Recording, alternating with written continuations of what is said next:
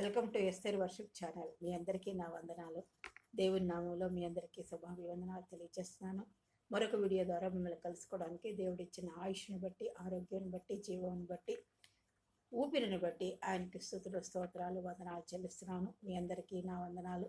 మీ గురించి మీరు నన్ను ప్రోత్సహిస్తూ, బలపరుస్తూ, ఆదరిస్తూ నడిపించినందుకు వందనాలు. మరొక వీడియో ద్వారా మీతో మాట్లాడడానికి దేవుడు ఇచ్చిన అవకాశం బట్టి దేవుడికి వందనాలు. మీ అందరి గురించి ప్రార్థన చేస్తున్నాం. ఈరోజు మనం ఆయన శిలువ పునరుద్ధారం గురించి, శిలువ మరణం పొందిన తర్వాత ఆయన చెప్పాడు కదా యేసుప్రభు వారు, నేను 3వ దినాన తిరిగి లేస్తానని. అలా చెప్పినట్టుగానే మృత్యుంజయుడే పునరుద్ధానం చెందిన యేసుప్రభు గురించి పునరుద్ధానం గురించి మనం నేర్చుకుందాం. ఈరోజు తెలుసుకుందాం. చిన్న ప్రార్థన చేసుకుందాం. అత్యంత మహాపరిశుద్ధులను, ప్రేమమైన, కృపామైన, దయామడమైన ప్రభువా, మీ అపరంజి పాదములకు లెక్కలేని స్తుతులు, స్తోత్రాలు, వందనాలు చెల్లించుకుంటూ ఈ మధ్యాహ్న కాలశాలలో మీ పాత్రకు వచ్చినానైనా ఈ వాక్యాన్ని వివరించడానికి నాకు జ్ఞానం సరిపోదు. మీ ఆత్మ నడిపింపు దయచేసి నాతో మాట్లాడి, నా ద్వారా విరుచుని వారితో మాట్లాడి మిమ్మల్ని బలపరిచి నీ పునరుద్ధాన శక్తిని నాయన తెలుసుకుంటే కృపను గురించి, విశ్వాస జీవితంలో బలముగా ముందుకు సాగిపోయే కృపను గురించి మీరే సహాయం చేసి మహింపదమని యేసునామమున కూడా ప్రార్థించుకుంటున్నాను తండ్రి. ఆయన శిలువ మరణం పొందిన తర్వాత ఆయన చెప్పినట్టుగానే 3వ దినాన నేను తిరిగి లేస్తాను అది చెప్పారు కదా యేసుప్రభు వారు. అలాగే ఆయన మృత్యుంజయుడై తిరిగి లేచినట్లుగా మనం చూస్తాం. ఆదివారము పునరుద్ధానం పొందారన్నమాట. శుక్రవారం గుడ్ ఫ్రైడే నాడు శిలువ పొందిన తర్వాత 3వ రోజైన ఆదివారం ఆయన మృత్యుంజయుడై పునరుద్ధానం చెందాడు. ఆయన ఆ పునరుద్ధానం అయిన తర్వాత యేసుప్రభు వారు 40 రోజుల పాటు ఆయన ప్రత్యక్షతలను ఈ భూలోకంలో కనపరిచినట్టుగా మనం చూస్తాం. ఈ సువార్తల్లో ఉంటుంది. మత్తయి సువార్త, అలాగే లూకా సువార్త, ఇలాగ సువార్తల్లో ఆయన ప్రత్యక్షతలు, యోహాను సువార్తలు కూడా మనం చూస్తాం అన్నమాట. మత్తయి 28:8లో మగ్దలేనే మరియు వేరొక మరియు, ఇదివరకు మనం చెప్పుకున్నట్టుగానే మగ్దలేనే మరియా వేరొక మరియకు ఆయన ప్రత్యక్షపరచబడినట్టుగా మనం చూస్తాం. అలాగే మత్తయి 28 అధ్యాయం 16-17 వచనాలు చూసుకుంటే 11 మంది శిష్యులు యేసు తనకు నిర్ణయించిన గలిలలోని కొందరు వెళ్ళిరి. మత్తయిలో 11 మంది శిష్యులకు ఆయన కనపరిచినట్టుగా చూస్తాం. వారు ఆయనను చూచి, అంటే ఈ స్త్రీలు చూసిన తర్వాత వెళ్ళి శిష్యులకు కూడా చెప్పినప్పుడు ఆ శిష్యులు 11 మంది చూసినట్లుగా మనం చూస్తాం. యేసుప్రభు వారు ప్రత్యక్షపరచబడినట్టుగా వాళ్ళకి కూడా కనపడినట్టుగా మనం చూస్తాం అన్నమాట. యేసు తనకు నిర్ణయించిన గలిలలోని కొందరు వెళ్ళిరి. శిష్యులే కాకుండా ఆయనకు కొంతమంది వేరే వాళ్ళు కూడా గలిలలోని కొందరు కూడా వెళ్ళినట్లుగా మనం చూస్తాం. వారు ఆయనను చూచి ఆయనకి మ్రొక్కారు. కొంతమంది అయితే సందేహించారు అన్నమాట. లూకా 24:13 చూసుకుంటే, ఇదిగో ఆ దినమందే వారిలో ఇద్దరు యెరూషలేమునకు ఆమడ దూరంలో ఉన్న ఎమ్మాయి అనే ఒక గ్రామమునకు వెళ్ళుచు జరిగిన ఈ సంగతులను అన్నిటిని గురించి ఒకరితో ఒకరు సంభాషించుకొచ్చున్నారు. లూకా 24:13 నుంచి చూసుకుంటే, ఇద్దరు ఎమ్మాయి గ్రామం నుండి వాళ్ళు వెడుతున్నారు. ఎమ్మాయి గ్రామం ఆమడ దూరంలో ఉన్న యెరూషలేమునకు ఆమడ దూరంలో ఉన్న ఎమ్మాయి అనే ఒక గ్రామమునకు వెళుతున్నప్పుడు వాళ్ళు జరిగిన సంగతులన్నీ మాట్లాడుకుంటున్నారు అన్నమాట. యేసుప్రభు వారి గురించి, శిలువ వేయబడడం గురించి అవన్నీ మాట్లాడుకుంటున్నారు. వారు ఆలోచించుకొని చూడగా యేసు తానే దగ్గరికి వచ్చి వారితో కూడా నడిచారు. యేసుప్రభు వారు కూడా వాళ్ళతో దగ్గరికి వచ్చి నడిచినట్టుగా చూస్తున్నాం. లూకా 24 అధ్యాయం 29-31 వరకు చూసుకుంటే, 29వ వచనం నుంచి 31 వరకు చూసుకుంటే, వారి కన్నులు తెరవబడి ఆయనను గుర్తుపట్టి, అంతవరకు వాళ్ళు గుర్తుపట్టలేదు. వాళ్ళతో నడుస్తున్నట్టు వాళ్ళు మాటలు వింటున్నా కూడా గుర్తుపట్టలేదు అన్నమాట. వారు ఆయన గుర్తుపట్టలేకుండా వారి కన్నులప్పుడు మూయబడినట్టుగా మనం చూస్తాం. తర్వాత ఈస్టర్ ఆదివారం సాయంత్రం గదిలో 10 మంది అపొస్తలులకు ఆయన కనబడినట్లుగా చూస్తాం. యోహాను సువార్త 20 అధ్యాయం 19-28 వచనం చూసుకుంటే, ఒక వారం తర్వాత పై గదిలో 11 మంది అపొస్తలులకి కనపడినట్టుగా చూస్తాం. యోహాను సువార్తలో 20 అధ్యాయము 24 వచనం నుంచి 30 వచనాలు చూసుకుంటే, మరియు ఆయన వాళ్ళ కనపడమే కాకుండా ఇంకా అనేకమైన ఇతర సూచక్రియలు కూడా యేసుప్రభు వారు చేసినట్లుగా చూస్తున్నాం. ఏంటి అనేకమైన సూచక్రియలు యేసు తన శిష్యుల ఎదుట చేశాడు. ఎవరు ఎదుట చేశాడు? శిష్యులు ఎదుట ఆయన అనేకమైన ఇతర సూచక్రియలు కూడా చేసినట్టుగా మనం చూస్తాం. ఆయన పునరుద్ధానమైన శరీరం యొక్క మధ్యమైన స్వభావం తరచుగా ఆయనకు సన్నిహిత అనుచరులు కూడా మొదట్లో గుర్తించలేదు. ఆయన పునరుద్ధానమైన తర్వాత ఆయన మర్త్యమైన శరీరం, ఆయన శరీరాన్ని ఆయన ఎవరు గుర్తుపట్టలేదు అన్నమాట. అది సన్నిహితంగా ఉన్న వాళ్ళు కూడా గుర్తుపట్టలేని విధంగా వాళ్ళ కన్నులు మూయబడ్డాయి అన్నమాట. మగ్దలేనే మరియ కూడా ఆయనను తోటమాలని భావించింది.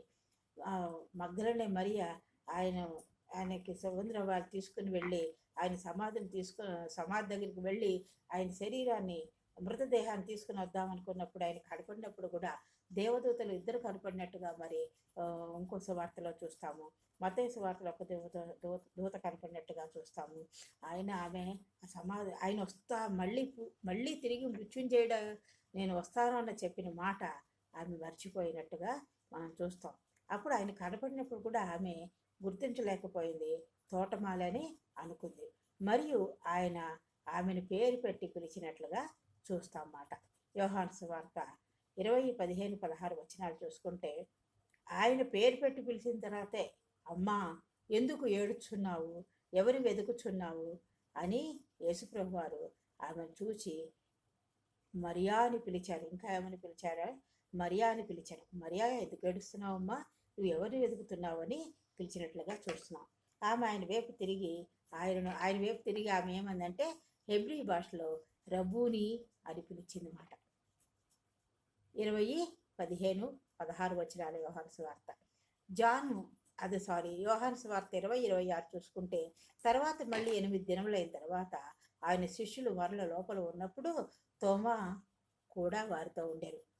తోమా లేనప్పుడు కనపడ్డారు, మళ్ళీ తోమా కూడా ఉన్నప్పుడు కూడా ఆయన కనపడినట్లుగా ఇక్కడ చూస్తాం.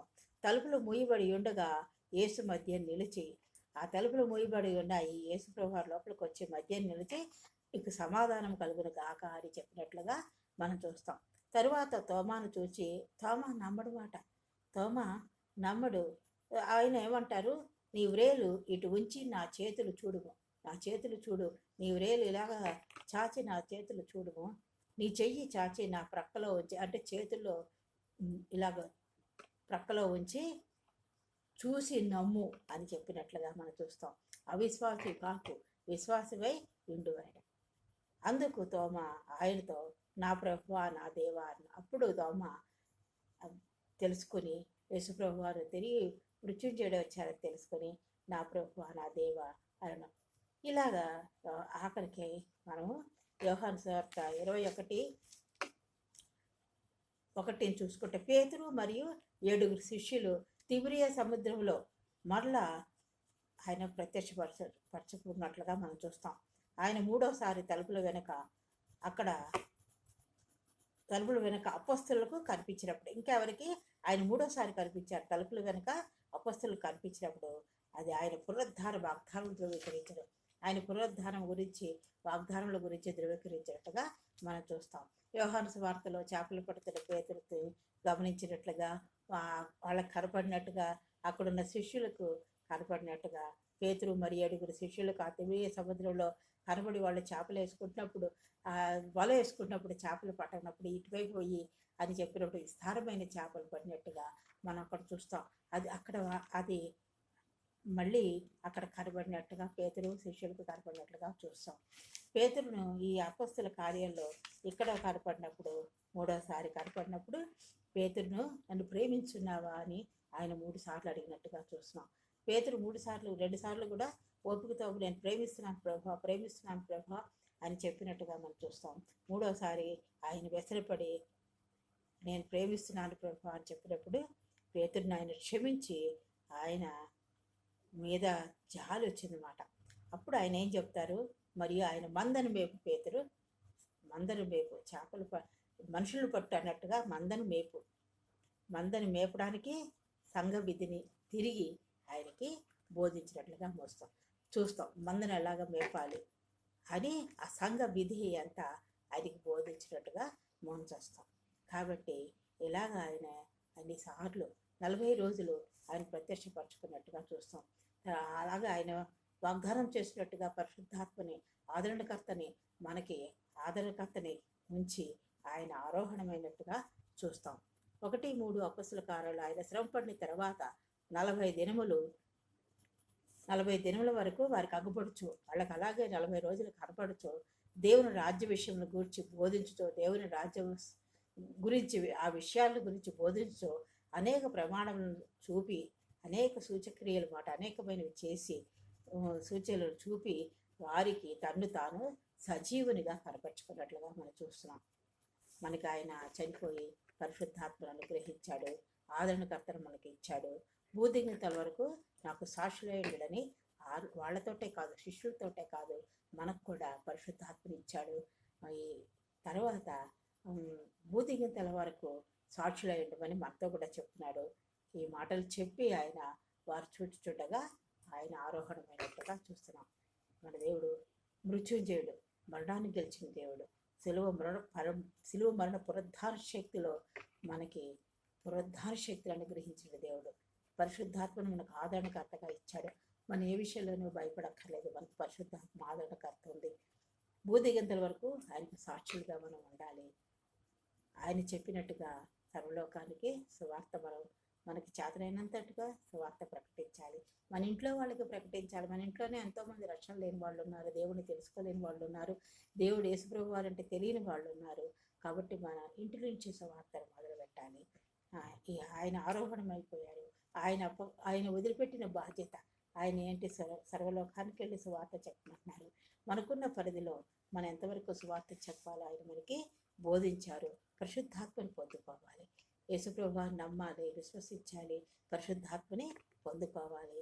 ఆదరణకర్తను పొందుకున్నప్పుడు మనం ప్రతి విషయంలో మనకి ఎంతో ఆదరణ నెమ్మది ఉంటుంది.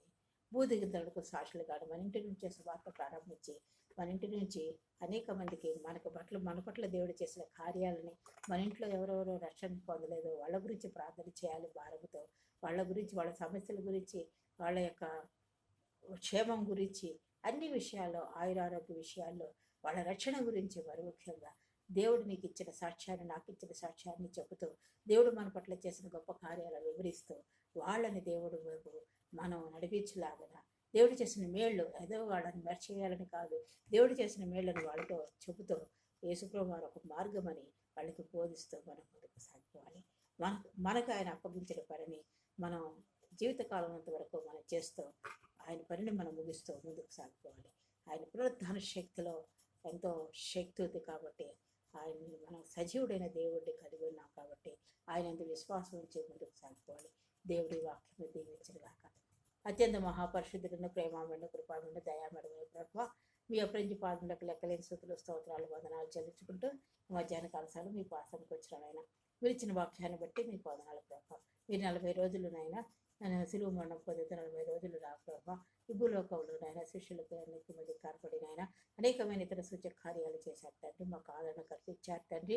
మీరు మాకు ఇచ్చిన పనినైనా మీ సువార్తని, మీ గురించి మీరు మాకు చేసిన మేళ్లను మా సాక్ష్యాలు ఇతరులకి చెబుతూ వారిని ఆయన నా తండ్రి మార్గంలోనికి యేసు అంటే ఏమిటి, ఆయన ఏమేమి కార్యాలు చేస్తారని చెప్పి వారిని ఆయన వారికి విశ్వాసం కలిగేలాగా నా ప్రభావ, వారికి వారికి ఉన్న సమస్యల వైపు చూడకుండా మీ వైపు చూసి దేవుడు గొప్ప కార్యాలు వారు చేస్తారని నమ్మకం కలిగి మీలోకి ముందుకు సాగిపోయేలాగా మాకు నేర్పించి మహింపదమని మీరు మాట్లాడిన విధానం బట్టి మీకు వందనాలు, స్తోత్రాలు చెల్లించుకుంటూ మాకు అటువంటి విశ్వాసం, బలమైన విశ్వాసం, నమ్మకము కలిగి మేము వాడబడే కృపని గురించి మీరే సహాయం చేసి మహింపదమని యేసునామమున బట్టి ప్రార్థించుకుంటున్నాం తండ్రి. ఆమేన్.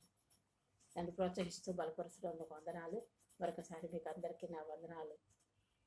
మీరు లైక్ చేయాలని, సబ్స్క్రైబ్ చేసుకోవాలని, ప్రోత్సహించాలని నన్ను మిమ్మల్ని వినయంగా కోరుతూ నేను ఈ వాక్యాన్ని ముగిస్తున్నాను.